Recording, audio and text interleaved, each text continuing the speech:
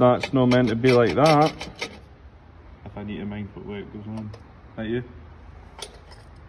So there's the little washer first, and then the big washer, and then that bit goes to the motor, that bit goes to here. Then there's the flappy saucepan handle.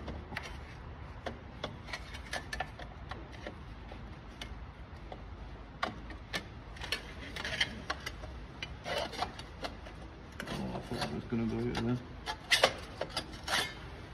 That goes for frying your eggs. Yep, that's the egg fryer. And then there's a wee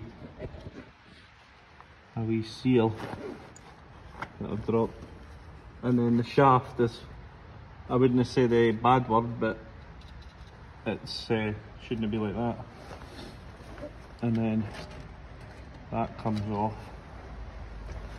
Oh, we're into the gibber dibbles now. And then we've got this bit, and there's the nuts. So that's what's obviously sheared. So we'll need new nuts in that. And bolts. And bolts. And then that's all floaty. Yeah.